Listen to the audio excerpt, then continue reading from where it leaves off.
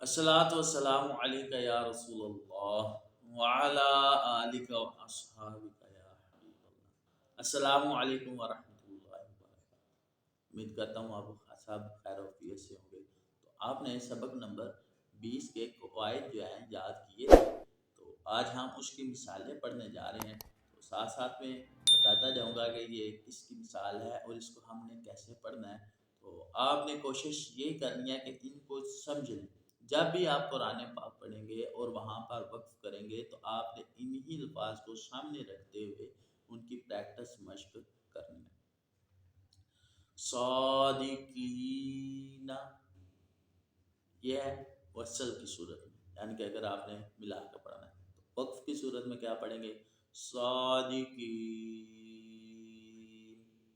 ہم نے یہ قاعدہ پڑھا تھا کہ کلمے کے آخری حرف پر اگر زبر ہو آخر میں تو اس کو ہم نے کیا کر دینا ہے؟ ساکن کر دینا ہے۔ تو آپ نے دیکھا کہ صادقین، اس کے اوپر زبر تھا، اس کو ہم نے وقف کی صورت میں ساکن کر دیا ہے اور آواز اور سانس دونوں توڑ دیے۔ اسی طرح کے نادمین، نادمین، مستقیم، مستقیم، فیہ، فیہ، شفتین، شفتین، بالحق، بالحق۔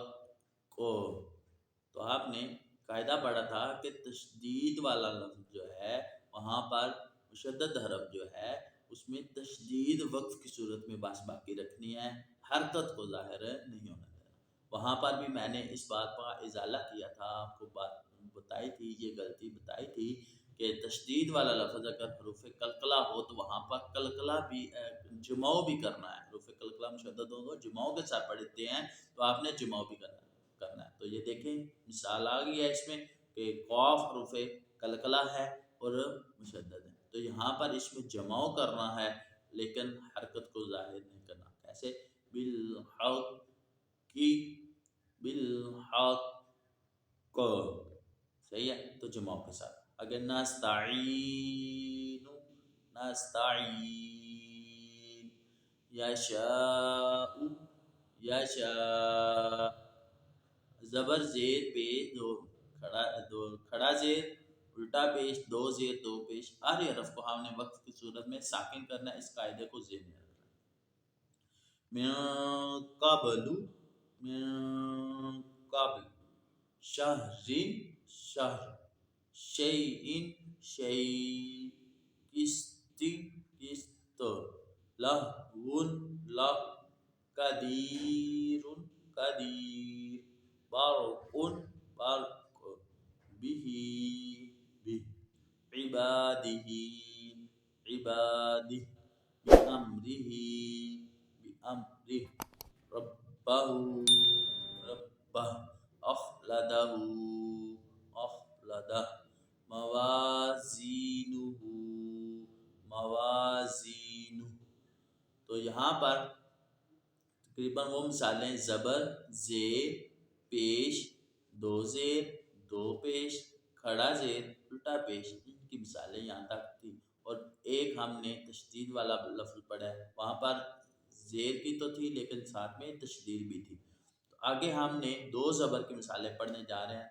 تو دو زبر کو ہم نے یہ پڑھا تھا، دو زبر کو ہم نے وقف کی صورت میں الف سے بدل دینا ہے۔ تو کیسے؟ الفافن، الفافا، ایک زبر کو اوپر سے ختم کر دیں اور پیچھے الف مدہ بن جائے گا۔ تو اسی طرح ہم نے اس کو الف سے بدلتے جانا ہے۔ علما، علما، نبیا، نبیا۔ اسی طرح ہمارے یہ تین مثالیں الف دو زبر کی ہیں اور دو زبر کو وقف کی صورت میں الف سے بدلنا ہے۔ پھر ہم نے ایک قاعدہ پڑھا تھا کہ گول تا کو اس پر کوئی بھی حرکت ہو یا تنوین ہو، جو کچھ بھی ہو، وقف کی صورت میں ہم نے اس گول تا کو ساکن سے بدل دینا ہے۔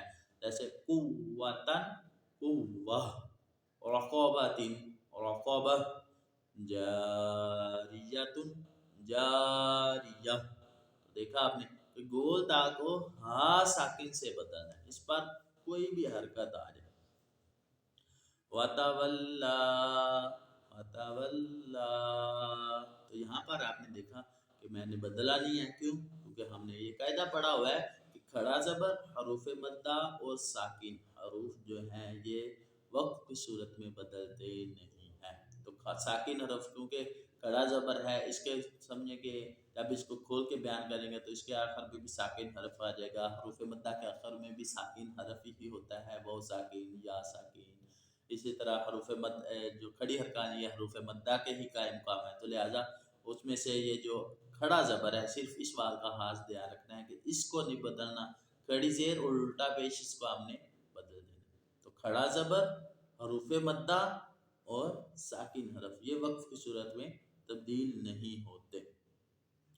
من الاولا من الاولا فترضى فترضى وانحر وانحر فرغب فرغب فحدث فحدث.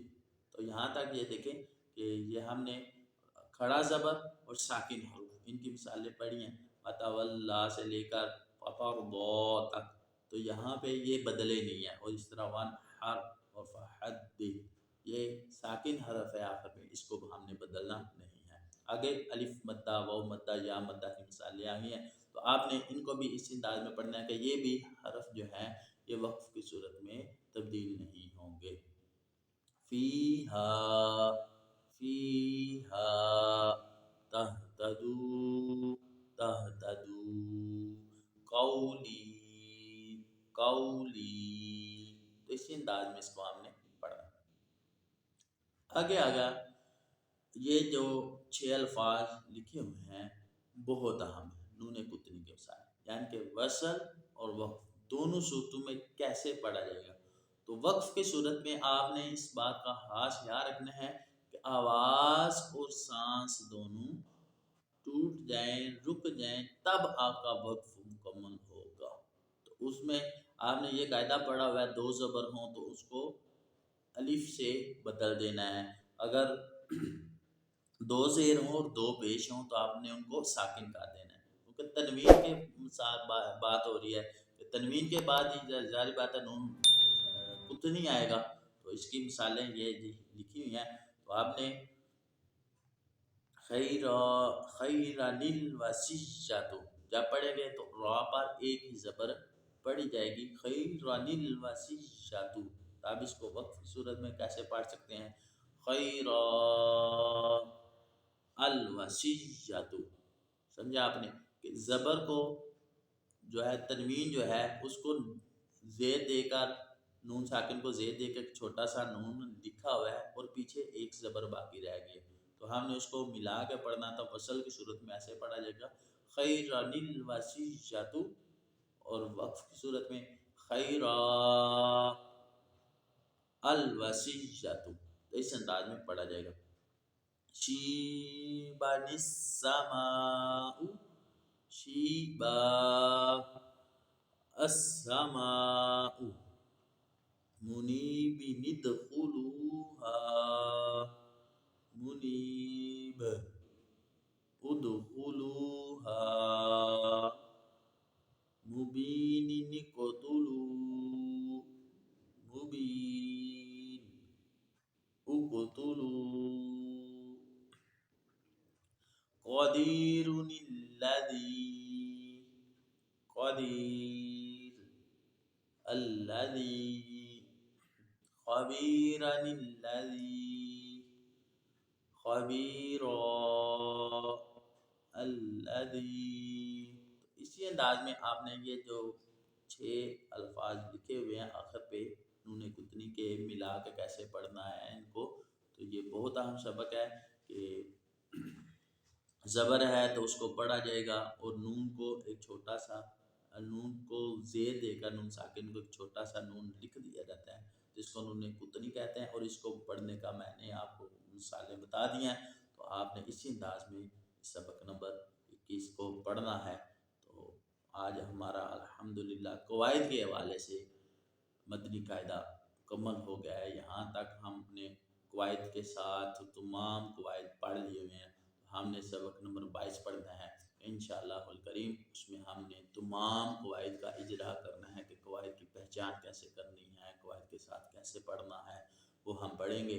تو الحمدللہ اللہ پاک کے فضل و کرم اور احسان سے، حضور نبی پاک صلی اللہ تعالیٰ علیہ وآلہ وسلم کی نظر رحمت سے آج ہم نے قواعد کے ساتھ مکمل قواعد جو ہیں مدنی قاعدہ کے پڑھ رہی ہیں الحمدللہ۔ تو آپ نے کوئی بھی ویڈیو مس نہیں کرنی، آپ نے تمام ویڈیوز کو اچھے انداز میں پڑھ دیں، کوئی مشکل نہیں ہے۔ زیادہ سے 21 سبق ہیں اور زیادہ سے زیادہ 1 مہینہ لگ سکتا ہے۔ آپ اس کو یاد کر لیں، 1 مہینے کے بعد اگر آپ قرآن پڑھنا سیکھ لیں گے تو آپ کی آخرت بھی سمجھ جائیں گی اور آپ کے ذریعے ہماری آخرت بھی سمجھ۔ اللہ پاک ہم سب کی بے حساب مغفرت فرمائے۔ صلو علی الحبیب صلی اللہ تعالیٰ علی محمد صلی اللہ علیہ وآلہ